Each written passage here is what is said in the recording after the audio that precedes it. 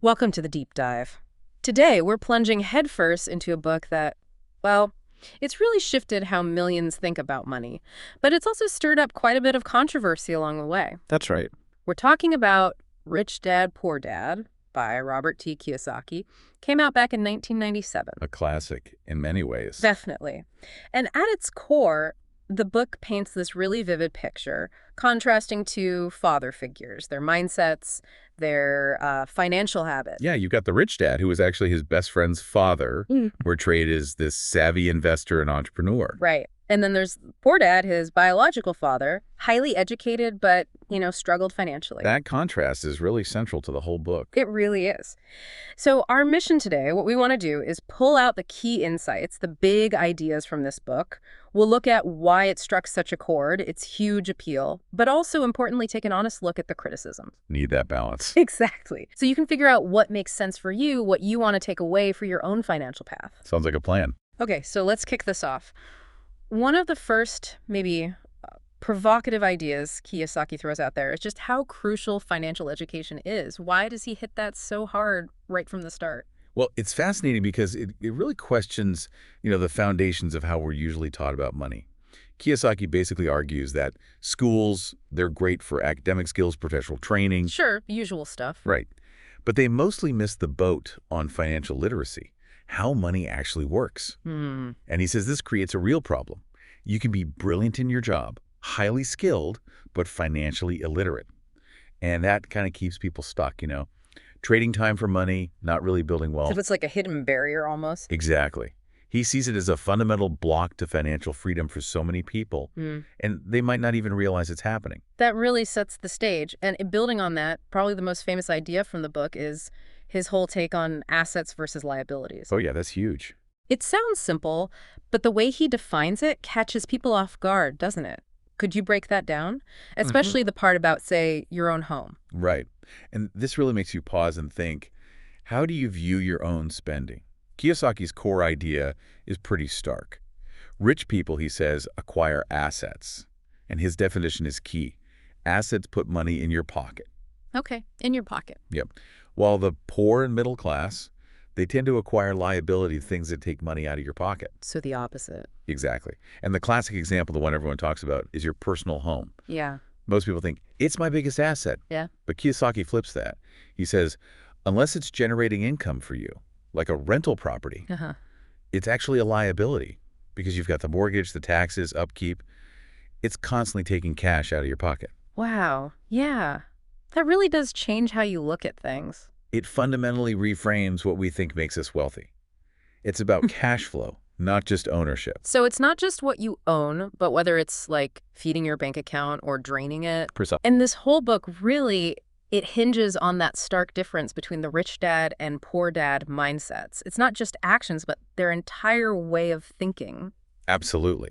And if you connect that to the bigger picture, it's really about shifting from, say, an employee mindset to an owner or investor mindset. How so? Well, the poor dad philosophy, as Kiyosaki presents it, it values job security above all.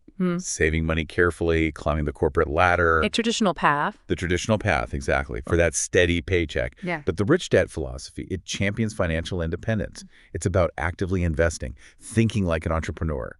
The goal isn't just a safe job. It's making your money work for you. That feels like a really significant mental shift for a lot of people. It is. Which maybe leads into another idea that feels a bit counterintuitive: work to learn, not to earn.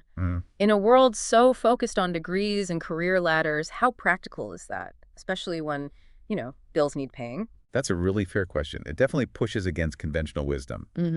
But the point isn't just about your job choices today. It's more about consciously building a skill set that serves you financially long-term. Okay. What kind of skills? Kiyosaki emphasizes skills beyond just academic ones. He talks specifically about things like sales, marketing, understanding investments, people management. More practical business skills. Exactly. Skills he believes are crucial for actually building wealth, not just earning a salary. He's kind of asking us, are you building a skill portfolio or just collecting paychecks? That's a good way to put it. It's a perspective shift that traditional education doesn't often encourage. And that ties directly into the ultimate goal for the rich dad, right? Which is make money work for you. That's the end game, yeah. Sounds simple, but it's profound, really. A total shift from how most of us operate day to day. It really is. The core concept is breaking free from that cycle of constantly trading your time for dollars. The 9 to 5 grind. The 9 to 5 grind, exactly. Instead, the book pushes you to invest intelligently. Put money into assets. Things like real estate, stocks, maybe starting a business. Things that generate passive income. Money that flows in without you having to actively clock in hours for it every single day. So designing a system, almost. Like building your own financial engine that supports you. Now, Kiyosaki also gets into taxes and corporations. This can feel a bit dense for some writers. It can, yeah. But he frames it in an interesting way, focusing on how the wealthy approach these things differently. Right. He talks about how, according to his rich dad, the wealthy often use corporate structures like LLCs or S-Corp to their advantage. And why is that important? Well, it's a key insight because these legal structures can offer different tax treatments compared to being just a wage earner. They can also provide better asset protection, kind of separating your personal finances from your business or investment activities. It's about optimizing growth and minimizing liability, all within the legal rules, of course. Okay, that makes sense. And finally, sort of underpinning all of this, the book really emphasizes overcoming fear, taking smart risks. Crucial point. It's not just about the numbers, is it? It's also about the psychology, handling those inevitable bumps in the road. Absolutely. That's something many, many people grapple with. Yeah. He talks about needing financial courage. Financial courage. Yeah. The willingness to step outside your comfort zone, to take calculated risks, keyword calculated, and importantly, to handle failures when they happen, because they probably will. Right. And actually learn from them instead of letting fear paralyze you from even starting. It's about resilience, learning from setbacks, not being defined by them. Okay, so we've unpacked the core ideas, but let's talk about the impact. Why did this book sell, over 40 million copies, become this global phenomenon? Yeah, it's pretty staggering. Lots of finance books have information, but this one, it connects differently. What do you think makes it so inspiring, not just informative? Well, I think a big part of it is the style. It's incredibly simple, very engaging. He uses storytelling, that personal narrative of the two dads, instead of getting bogged down in, complex financial jargon. Makes it accessible. Very accessible for almost anyone, really, regardless of their financial background. Yeah. But beyond that, it really does shift your perspective. It challenges so much of the conventional wisdom we absorb about jobs, education, saving. It really does. It genuinely encourages readers, to take control, to think differently about your financial future. Yeah, I think that's key. It feels more about inspiration, maybe, than just dry information. Exactly. And that's why it resonates so deeply, I think, especially for, say, beginners in personal finance or anyone feeling kind of stuck in that paycheck to paycheck cycle and looking for a different way. But, okay, on the flip side, like any massively popular work, Rich Dad, Poor Dad definitely has its critics. Oh, for sure. And that raises an important question. What are the main concerns people bring up? Why the controversy? Well, probably the most common criticism you hear is about the lack of practical, actionable advice. Right. It's more big picture. Exactly. Okay. It's heavy on mindset, on theory, but pretty light on the specifics. Like, it doesn't really give you a step-by-step roadmap for how to actually do real estate investing or start that business. So more motivational than instructional, maybe? You could say that. It's like the spark, but maybe not the full instruction manual. And that connects to another big debate, the factual accuracy, specifically around the rich dad figure himself. That's a persistent one. Critics point out, and Kiyosaki himself has sort of indirectly acknowledged this, that rich dad might be fictional, or at least a composite character. Does that matter? Does it undermine the message for some people? For some, it definitely raises questions. If the central figure isn't real, how real are the advice? And this ties into another criticism, the tendency towards overgeneralization. Like the simple rich versus poor thing. Yeah, that dichotomy can feel overly simplistic, maybe even a bit preachy to some readers. Yeah. And the implication that anyone can get rich just by changing their mindset. Well, critics argue that overlooks very real systemic issues, socioeconomic barriers that people face. That's a fair point. Life isn't always just about mindset. Right. Context matters. And what about the risk aspect? Some worry the philosophy seems, pretty risk-heavy. That's another valid concern you hear. Is the worry that it might encourage people to, say, take on too much debt or quit their jobs without a solid plan or enough knowledge? Exactly. That readers might jump into risky ventures without fully understanding them, potentially leading to, financial trouble. The book definitely promotes a more, let's say, aggressive approach to wealth building, emphasizing calculated risks. But maybe the calculated part gets lost sometimes. Perhaps. It's not always clearly defined how to calculate those risks, which could lead some readers to misinterpret the message as just go take big risks, rather than take smart, informed risks. Okay, so valid criticisms to consider.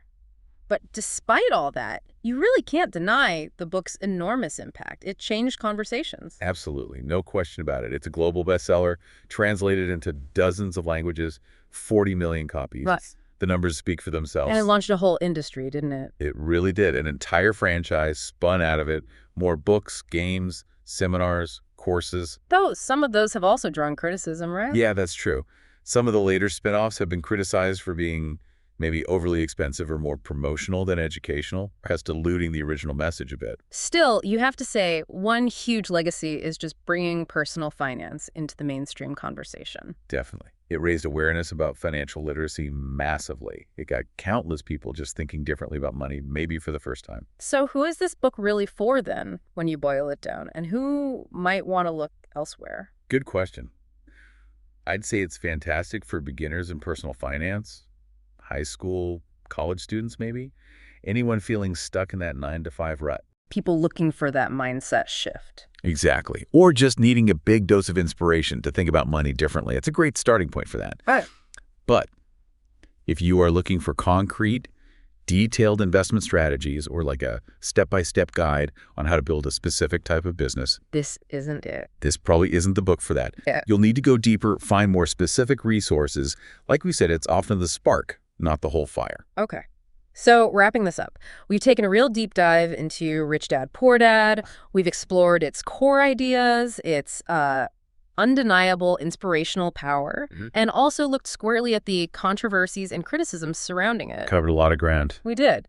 So considering everything we've discussed today about financial education, about assets, mindsets, here's something for you to think about. What aspect of understanding money do you feel is most often overlooked in, say, traditional schooling or upbringing? And, maybe more importantly, how might you start to explore that particular aspect on your own?